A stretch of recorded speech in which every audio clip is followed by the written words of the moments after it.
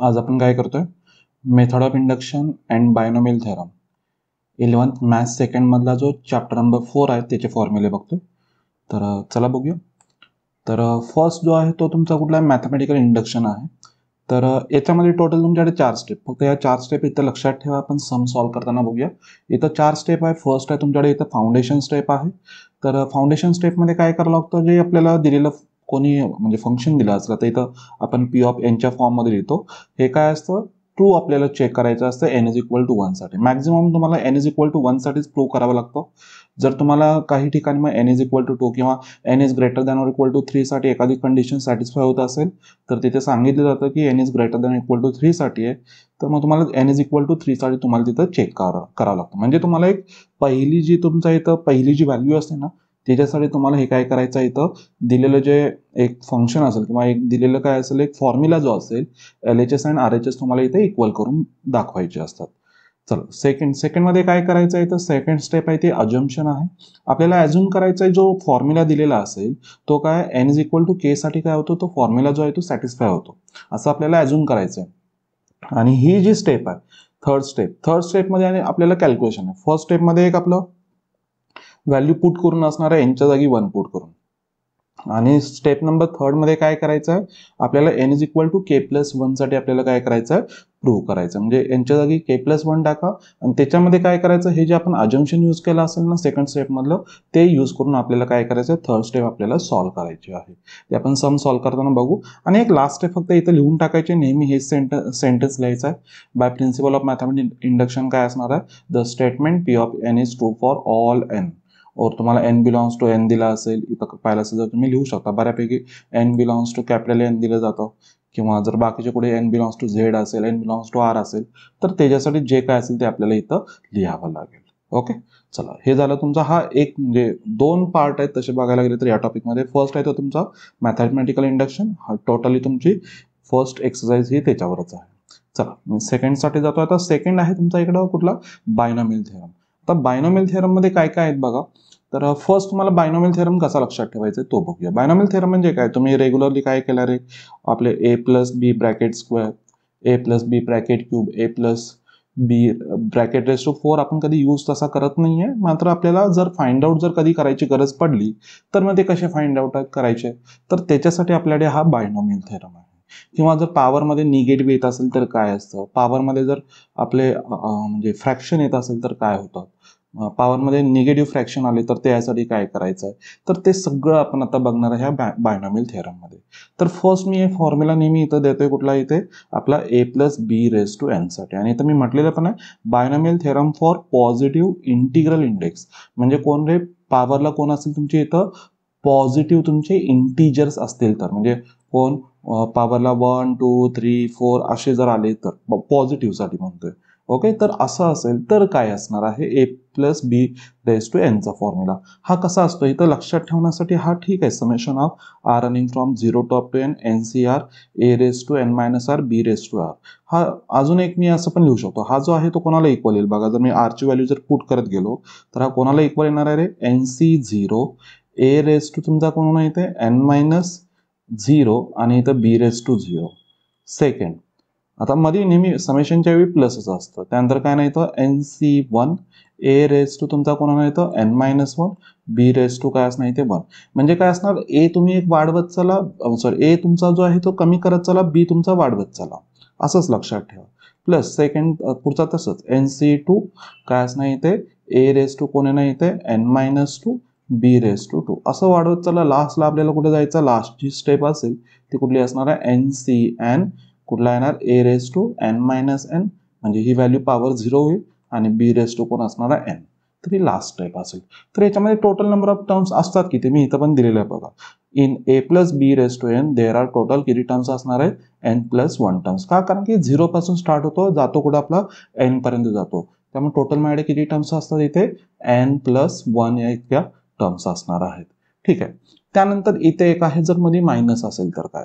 आता मायनस असेल तर हा तुम्ही फॉर्म्युला लक्षात ठेवू शकताय. नाहीतर मी एक बऱ्यापैकी सांगतो काय करायचं, आपला ए प्लस बीचा जो फॉर्म्युला आहे ना त्याच्यामध्ये फक्त पॉझिटिव्ह निगेटिव्ह करत चला. म्हणजे आता हा जर तुमचा निगेटिव्ह साठी जर बनायला गेला तर काय होईल बघा, फर्स्ट टर्म तुमची पॉझिटिव्ह असणार आहे, सेकंड टर्म निगेटिव्ह, परत म्हणजे आता ही टर्म तुमची पॉझिटिव्ह होईल, त्यापुढची निगेटिव्ह, असं करत करत जाणार. लास्ट टर्म ही कशावर डिपेंड असणार आहे, तुमची एनची व्हॅल्यू किती आहे त्याच्यावरती, म्हणजे टोटल टर्म्स किती आहेत त्याच्यावरती तुमचं डिपेंड असणार. तुम्ही पहिली पॉझिटिव्ह सेकंड निगेटिव्ह असं करत चालला, तुम्हाला लास्ट टर्म सुद्धा तुम्हाला त्याचं साईन काय असेल ते भेटून जाईल. ओके, ठीक आहे. तर हे झालं तुमचं काय आलं, पहिलं a plus B raise to N. N इथे कोण होता तुमचा, पॉझिटिव्ह इंटीजरसाठी होता. अजून आपल्याला बघायचे आहेत, मात्र त्या जागी आधी एक थोडे काही बेसिक अजून एक्स्ट्रा फॉर्म्युले पण येत आहेत, तर त्यासाठी काय होईल तेही बघू आपण. ओके, चला. तर इथे एक जनरल टर्म, याच्यामधली तुम्हाला एक जनरल टर्म जर कुठलीही फाइंड आउट करायची असेल, तर फॉर एक्झाम्पल आता इथं आपण फॉर्म्युला लिहिलाच होता. कोणता फॉर्म्युला होता, हा जो मी इथं लिहितोय. त्यातली समजा मला इथं सेकंड टर्म फाइंड आउट करायची आहे, तर सेकंड टर्मसाठी मला इथं आरची व्हॅल्यू इथं 1 पुट करावी लागेल, कारण फॉर्म्युला कसा आहे बघा, TR प्लस 1 साठी, कारण की टोटल माझे टर्म्स किती असणार आहेत रे, आपल्याकडे n प्लस 1 टर्म्स आहेत. म्हणजे इथं आरची व्हॅल्यू तुमची कुठून स्टार्ट होते, इथे 0 पासून. म्हणजे आरची व्हॅल्यू जर 0 असेल तर काय येणार आहे, इथे आपली T1 टर्म म्हणजे फर्स्ट टर्म असेल. बरं आहे ना, आरची व्हॅल्यू 0, बघा आरची व्हॅल्यू इथं 0 पुट केली, इथं 0 पुट केलं तरी फर्स्ट टर्म भेटणार आहे. त्यामुळे हा फॉर्म्युला तयार झाला. आणि फॉर्म्युला कसा लक्षात ठेवताय, याच्यावरूनच NCR a raise to n minus R B raise to R, हीच कोण आहे आपली रे, इथे जनरल टर्म आहे. ओके, हे झालं तुमचं कोण, इथे जनरल टर्म झाली. आता जनरल टर्म लागणार आहेत आपल्याला फाइंड आउट करण्यासाठी. जनरल टर्म तुम्हाला फाइंड आउट करावी लागते, किंवा 37 त्या टर्म काही वेळा फाइंड आउट करायला सांगतात. त्या कशा फाइंड आउट करायच्या, त्यासाठी हा फॉर्म्युला आहे. ओके, त्यानंतर मिडल टर्म. आता middle term in the expansion of a plus B raise to N. ठीक आहे, हे ते इथं दिलेलं आहे, मी कधी याच्यावरून लक्षात ठेवत नाही, मी सांगतोच. बघा इथे बघा रे, समजा a plus B raise to काय चालू आहे माझ्या इथे 7 चालू आहे. तर मी कसं लक्षात ठेवतो, आता मिडल टर्म कशी लक्षात ठेवायची. माझे टोटल टर्म्स किती आहेत, टोटल टर्म्स आहेत 8, बरोबर आहेत ना, कारण की टोटल n प्लस 1 टर्म्स असतात.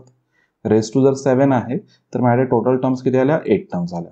मग आता 8 टर्म्स मध्ये काय होणार आहे बघा, मी चला पाहिला असेल तर लिहितो, 1 2 3 4 5 6 7 8. आता मला मिडल टर्म चेक करायची, ही याला कॅन्सल आउट झाली, ही याला कॅन्सल आउट, सॉरी याला कॅन्सल आउट झाली, ही याला कॅन्सल आउट झाली. अरे ह्या मिडलला 2 टर्म्स राहिले, मिडलला किती राहिले इथे टर्म्स, 2 टर्म्स राहिल्या. तर बघा मिडलला म्हणजे कुठली असणार, फर्स्ट सेकंड थर्ड, ही फोर्थ टर्म आणि फिफ्थ टर्म, ह्या दोन्ही टर्म्स ज्या आहेत त्या मिडलला आहेत. मग आता हे आपल्याला लगेच ओळखता येतं. आता मी तुम्हाला म्हटलं 31st पॉवरला किती आहे इथे, 31st. माझे टोटल टर्म्स किती असणार इथे, 32 टर्म्स असणार आहेत. मग 32 असेल तर काय करायचं रे, डिवाइड बाय, आता बघा ह्याला डिवाइड बाय 2 करा, 32ला जर डिवाइड बाय 2 केलं तर किती भेटणार आपल्याला, किती भेटेल, 32ला म्हणजे 16 भेटली, बरोबर आहे ना, 16 भेटली.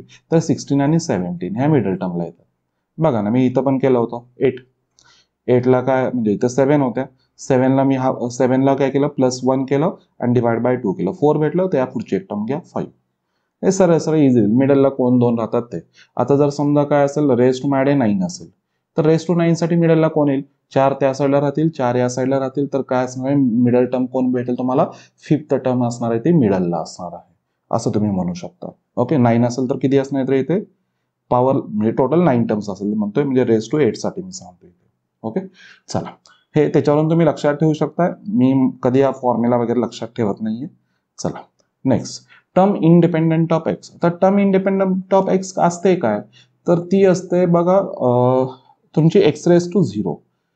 ज्या टर्म मध्ये एक्स रेस टू 0 किंवा कॉन्स्टंट टर्म, त्याला तुम्ही म्हटलं तरी चालेल, कुठली इथे कॉन्स्टंट टर्म. मला इथे कॉन्स्टंट टर्म व्हेरीफाय करायचे, कॉन्स्टंट टर्म कोणती आहे तर ती तुम्हाला इथे फाइंड आउट करायची आहे. मग ह्याच्यासाठी मी इथं स्टेप्स काय दिलेत, फाइंड पहिल्यांदा काय सांगितलं इथं, जनरल टर्म म्हणजे कुठला फॉर्म्युला येतो आपला, TR प्लस 1चा कुठला होता, NCR a raise to n minus R B raise to आरचा जो फॉर्म्युला आहे याच्यानुसार. मग याच्यामध्ये तुम्हाला एक्स म्हणजे ए नाही तर बीच्या ठिकाणी कुठेतरी एक्स असणार आहे. मग ह्याच्यामध्ये काय करायचे, तुम्हाला सगळ्या एक्सच्या टर्म्स एकत्र घ्यायच्या आहे आणि एक्सची पॉवर तुम्हाला किती बनवायची, इथं 0 बनवायची. मग एक्सची पॉवर ज्यावेळी 0 बनेल त्यावेळी काय करायचे, इथं आरची व्हॅल्यू किती येईल, म्हणजे इथं एक्स रेस टू तुम्हाला काहीतरी भेटेल, असं भेटतं रे, x raise to 2r plus 1 किंवा असं काहीतरी भेटतं इथं. ओके, मग मला इथं एक्सची पॉवर काय करायची, 0 वगैरे तयार करायचे. मग याला इज इक्वल टू 0 करा, आरची व्हॅल्यू किती येते बघा, आणि ती कशामध्ये पुट करायची, याच्यामध्ये फाइंड आर करा आणि ती कशामध्ये पुट करायला सांगले, हा जो फॉर्म्युला आहे ना त्याच्यामध्येच आपल्याला काय करायचे असते, पुट करा. तुम्हाला काय भेटेल, टर्म इंडिपेंडंट ऑफ एक्स भेटून जाईल. आपण सम सॉल्व्ह करताना अजून एकदा क्लिअर पण करू. ओके, चला ही झाली टर्म इंडिपेंडंट ऑफ एक्स. आणि आता अजून बायनोमियल थेरम आहे. रेस टू आपण जो आता एन बघत होतो, तर त्या पॉवरला जर एनच्या जागी जर दुसरे काही येत असेल तर काय आहेत. आता हे फॉर्म्युले एवढे सगळे मी लिहिलेले आहेत. ठीक आहे, आता हे लक्षात कसे ठेवायचे चला बघूया रे. बघा, रेग्युलरली मी इथं खाली सॉल्व्ह करतो रे. बघा, मी प्रत्येक फॉर्म्युला इथं लिहितोच. पहिला घेतो ए प्लस बी रेस टू कुठला येतो माझ्याकडे मायनस एन. तर याला आधी काय करायचं, नेहमी ही जी फर्स्ट टर्म आहे त्याला आधी 1 बनवा. ओके, म्हणजे काय नाही तर 1 प्लस काय होणार इथं बी बाय ए रेस टू काय होणार इथं आपल्याकडे मायनस एन. मी इथं बी बाय ए म्हणजे काय केलं, इथं मी 1 ए जो आहे तो बाहेर काढलेला आहे ना. मग जर ए जर बाहेर काढला तर इथं कोण येणार आहे, ए रेस टू मायनस एन सुद्धा येणार आहे. तर हे झालं माझी पहिली स्टेप झाली. इथं पण तीच केलेली आहे. बघा, ही स्टेप मी इथं तयार केलेली आहे. दोघांच्यातून मी इथं काय केलं, ए बाहेर काढला आणि इथं रेसला कोण आहे मायनस एन आहे, तो मी इथं आतमध्ये वाटून टाकणार आहे. ओके, ठीक आहे. आता काय करायचं बघा, पहिल्या तर काय नाही problem, A raise to minus N. Second जो आहे तो मला सॉल्व्ह करायचा. मात्र इथे एक मला कंडिशन नेहमी पाहिजे, ही जी बी बाय ए ची व्हॅल्यू आहे, म्हणजे कुठली, ही जी बी बाय ए ची व्हॅल्यू काय पाहिजे मला इथं नेहमी लेस दॅन 1 पाहिजे. तर आणि तरच मी इथं फॉर्म्युला हा यूज करू शकतो, अदरवाईज नाही. ओके, मग जर बी बाय ए ची व्हॅल्यू जर लेस दॅन 1 आली, बऱ्यापैकी येतेच तुमची. ओके, तर आली तर मला इथं काय करायचं, कसं लिहायचं बघा. फर्स्ट टर्म तर नेहमी प्लसच म्हणजे 1च असते. फर्स्ट टर्म जी आहे ती नेहमी 1च असते. प्लस आता काय करायचं बघा, ही पॉवरची व्हॅल्यू आहे ना, इथे लिहून टाका.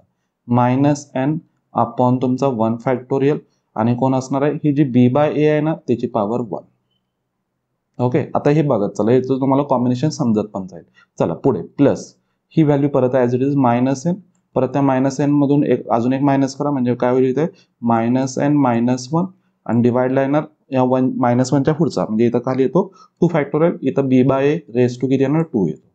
हा एक तुम्ही इथं लॉजिक लावू शकता तुमचं तुम्ही. पुढची व्हॅल्यू बघा, मायनस एन आहे, त्यामध्ये मायनस एन मायनस 1 आलं होतं इथे. त्यानंतर कोण येणार पुढे, मायनस एन मायनस 2 डिवाइडला कोण येईल इथं तुमच्याकडे 3 फॅक्टोरियल. आणि इथं कोण येणार तुमच्याकडे बी बाय ए चा काय होणार इथं cube. Plus and so and plus. इथं टर्म्स किती आहेत, इन्फायनाइटली मेनी टर्म्स आहेत. मग तुम्हाला इथं एक्झॅक्ट टर्म्स फाइंड आउट करायला देणार आहेत. आता जसं मी इथं कोणासाठी केलं, a plus B raise to minus n साठी केलं. मग आता पॉवर आता इथं प्लस असेल, समजा इथं मायनस आलं, तर इथे मध्ये काय तुमचा मायनस येईल. तर इथे पण अल्टरनेट प्लस मायनस, बाकी विचार काही करायचा नाही. म्हणजे काय होईल, पहिली टर्म पॉझिटिव्ह आहे 1, तर ही सेकंडला निगेटिव्ह येईल. हा पॉझिटिव्ह होणार, हा निगेटिव्ह येणार.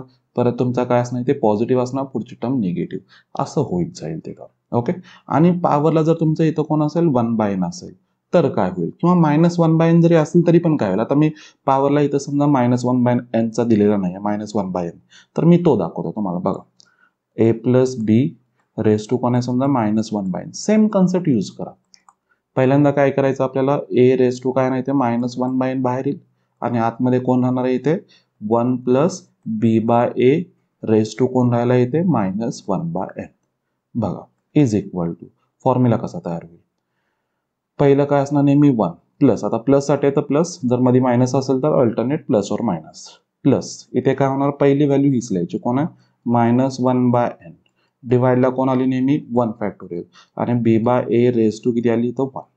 आता एक एक कमी करत जायचं. प्लस मायनस 1 बाय एन, याच्यामध्ये काय होणार minus 1 by N minus 1 upon कोण येणार इथे 2 फॅक्टोरियल. आणि इथं कोण आली value B by A raise to कोण येणार इथं आपल्याकडे इथं 2 येईल. चला प्लस इथे कोण येईल minus 1 by N minus 1 by N minus 1. त्यानंतर काय असणार minus 1 by N minus 2 divide by किती आली इथं 3 फॅक्टोरियल. आणि इथं कोण येणार तुमच्याकडे बी बाय ए रेस टू किती आली इथं व्हॅल्यू क्यूब आली. Plus and so and plus झालं. आणि जर इथं जर मध्ये मायनस आलं, same positive negative positive negative positive negative करत चला. समजलेत नेमके कसे. हे पॉवरला म्हणजे इथं binomial theorem for negative index काही असू दे, सेम कन्सेप्ट तुम्हाला वापरायचे आहे.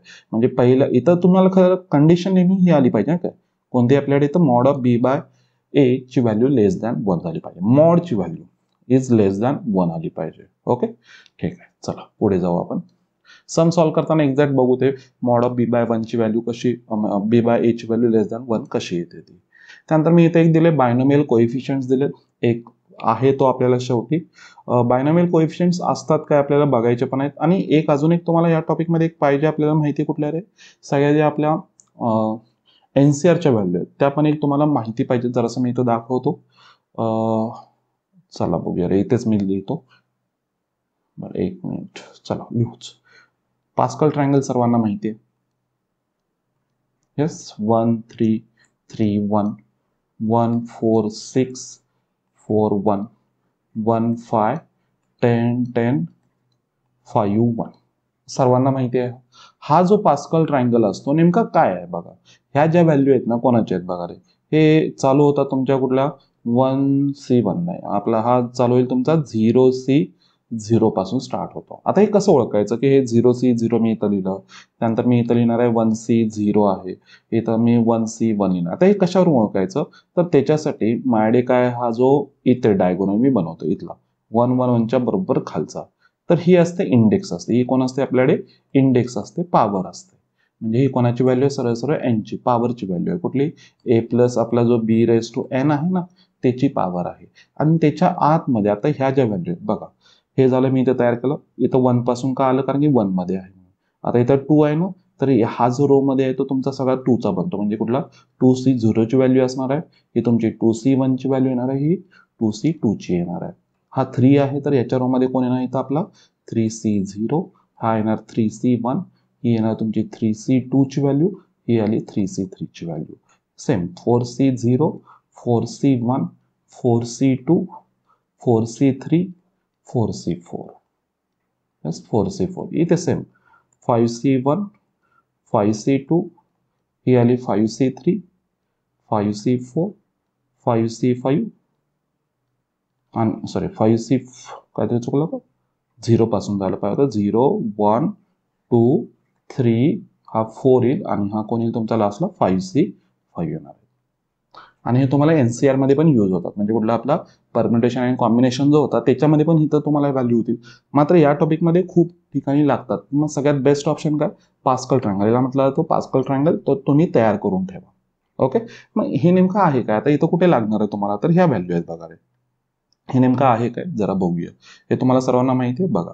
कोएफिशियंट्स of NC0 NC1 up to NCN म्हणजे ह्याच व्हॅल्यू, हे कोएफिशियंट सगळे दिले. In the expansion of a plus B raise to n are called binomial coefficients. हे जे आहे त्यांना काय म्हटलं जातात, बायनॉमियल कोएफिशियंट. आता इथं हे कोणासाठी होते रे, ए प्लस बी रेस टू कोणासाठी होते रे, आता हा लास्टचा जर मी इथं रो घेतला तर रेस टू 5 साठी होता. तर इथं सगळे जे असणार आहेत हे सगळे यांना म्हणतात बायनॉमियल कोएफिशियंट्स. मग कोणासाठी असणार आहेत हे C0 C1 C2 C3 C4 C5, हे जे नोटेशन आहेत हे त्यांच्यासाठी यूज करतात. मग ह्यांच्यासाठी इथं एक फॉर्म्युले सुद्धा आहेत काही. मग जर या सगळ्यांची जर मी इथं ॲडिशन केली तर काय बनते, तर ती बनते इथं 2n बनते. मग या सगळ्यांची जर मी इथं ॲडिशन केली असती तर ती 2/5 झाली असती. इथे पण बघा NC0 NC1 NC2 NC3 up to NCN साठी 2n हीच व्हॅल्यू. मी इथं फक्त मी लिहिलेलं आहे. C0 म्हणजे कोण असतो, NC0 असतो. C1 म्हणजे NC1 असतो. हे सगळं सांगितलेलं आहे. आणि जर तुम्ही इव्हन ऑडची जर तुम्ही इथं जर ॲडिशन करत गेला, म्हणजे इकडे मी केलेली आहे इव्हनची म्हणू शकताय तुम्ही. इव्हन मी आता C0 म्हणतोय म्हणजे इथं तुमची फर्स्ट C0, त्यानंतर C2 C4 ह्या सगळ्यांची जर तुम्ही ॲडिशन जर करत गेला तर ती कोणाची असणार आहे इथं लक्षात ठेवायचं, येते किती 2n-1 येते. आणि तुमची कोणाची केला इथे ऑडची पण केला तर तेवढीच तुमची काय येणार आहे इथे ॲडिशन येणार आहे. ओके, तर हा होता तुमचा कुठला बायनॉमियल कोएफिशियंट. हा मला वाटतं लास्ट पॉईंट आहे याच्यामधला. तर व्यवस्थित सगळे तुम्ही इथं फॉर्म्युले वगैरे सगळे बघा. कुठेही डाऊट वगैरे वाटत असेल तर तुम्ही कमेंट बॉक्समध्ये टाकत चला, आपण त्याच्यावरती व्यवस्थित एक व्हिडिओ करू. ओके, तर थँक्यू.